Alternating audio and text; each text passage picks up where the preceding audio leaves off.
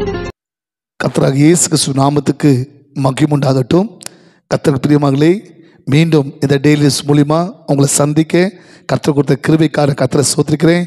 எல்லாரும் சந்தோஷமாக இருக்கிறீங்களா? நான் கர்த்தருக்குள்ளே விசுவாசிக்கிறேன். எல்லா குடும்பங்கள் தேவனால ஆசீர்வப்பட்டு நீங்கள் சந்தோஷமாக இருக்கிறீர்கள் என்பதாக. ஆமேன். அதுதான் தேவ சித்தம், அதுதான் தேவனுக்கு பிரியம். சரி பிரியமானவர்களே, தொடர்ந்து இந்த வாரம் முழுவதும் தேவன் குடும்பத்தின் விடுதலைக்காக, அதிலும் விசேஷமாக கணவன் மனைவி விடுதலைக்காக தேவன் நம்மளோடு பேசி கொண்டிருக்கிறார். ஏன்னா பைபிள் சொல்லுது, நீங்கள் மத்திய சுவிசேஷம் 19 அதிகாரம் 6 வசனம், தேவன் இணைத்ததை மனுஷன் பிரிக்காத கடவன் என்பதாக. ஆம் பிரிய மகளே, தேவனுடைய சித்தம் கணவன் மனைவி சேர்ந்து வாழ வேண்டும். அவங்க சமாதானமாக, சந்தோஷமாக, நிம்மதியாக, ஆசீர்வாதமாக அவங்க வாழ என்பது தான் தேவ சித்தமாக இருக்கிறது. ஆனால் இன்றைக்கி ஏன் கணவன் மனைவி சேர்ந்து வாழ முடியாமல் இருக்குது? ஏன் இன்றைக்கி நிறைய கணவன் மனைவி வாழ்க்கை டைவர்ஸில் போய் முடியுது, பிரிவினை போய் முடியுது, தவறான வாழ்க்கையில் போய் முடிகிறது? நம்ம ஆண்டு தொடர்ந்து பேசி கொடுக்குறாரு. கணவன் மனைவி சேர்ந்து வாழறதுக்கு அன்பு, ரெண்டாவது விட்டு கொடுக்குற குணம், மூணாவது பிரிய மகளை ஒரு மனம். கணவன் மனைவிக்குள்ள ஒரு மனம் ரொம்ப முக்கியமான காரியம். ஒரு கணவன் மனைவி அவங்க ஒரே எப்போ திருமணம் செய்து கொண்டாங்களோ, அவங்க கணவன் மனைவியா தேவன் அவங்கள ஆசீர்வதித்தாரோ, எப்போ கணவன் மனைவியா அவங்க இணைக்கப்பட்டாங்களோ அந்த நாள்லேருந்து அவங்க ஒரே சரீரமாக இருக்கிறதுனால அவங்க மனமும் ஒரே மனமாக இருக்கணும். ஒரு மனம் ரொம்ப முக்கியங்க. கணவன் மனைவிக்குள்ள இந்த ஒரு மனம் இல்லாமல் நம்ம சேர்ந்து ஜெர்னி பண்ண முடியாது, நம்ம லாங் ஜெர்னி பண்ண முடியாது, வாழ்க்கையில் மின்னிக்குள்ளே போக முடியாது. அப்போ கணவன் மனைவிக்குள்ள சேர்ந்து வாழ்றதுக்கு ஆண்டவராக இயேசப்பா கொடுக்குற ஆலோசனை ஒரு மனம். நல்லா கவனிக்கிறீங்களா?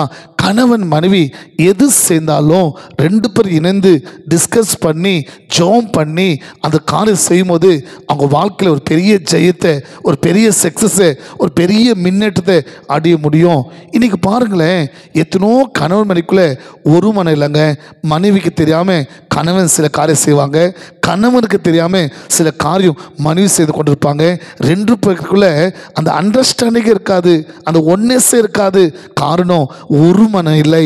அகல அன்பு சகோதரா, அன்பு சகோதரி, ஆண்டவர் கணவனுக்கு மனைவிக்கு கொடுக்கிற மூணாவது ஆலோசனை நம்ம சேர்ந்து வாழ்றதுக்கு சொல்றாரு.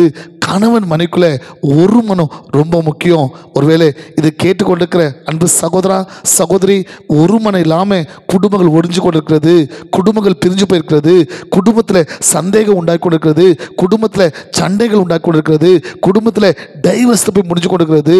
ஆகல இன்னைக்கு ஆண்டுகிட்ட கேளுங்க, எஸ்ஸப்பா எனக்கும் என் கணவனுக்கும் ஒரு மனத்தை கொடுங்கப்பா, நாங்கள் சேர்ந்து வாழக்கூடிய ஒரே இதயம், ஒரே மனம், ஒரே சிந்தை எங்களுக்கு உண்டாக்கப்பா. ஒப்பு கொடுத்து ஜெபிக்கிறீங்களா?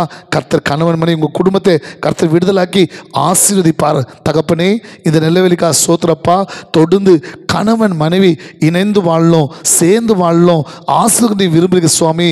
ஆகிய இது மூணாவது காரியமாக எஸ்ஸப்பா, ஒரு கணவன் மனைக்குள்ள ஒரு மனத்தை கெடுக்கிற, கசப்பத்தை உண்டாக்குற, பிரிவினத்தை உண்டாக்குற, ஐக்கியத்தை கெடுக்கிற எல்லா சத்ருவின் சூழ்ச்சிகள், சத்ருவின் காரியங்கள், சத்ருவின் தந்திரங்கள், பிசாசின் கிரிகள் இயேசுவின் நாமத்தில் செயலிட்டுப்பட்டப்பா.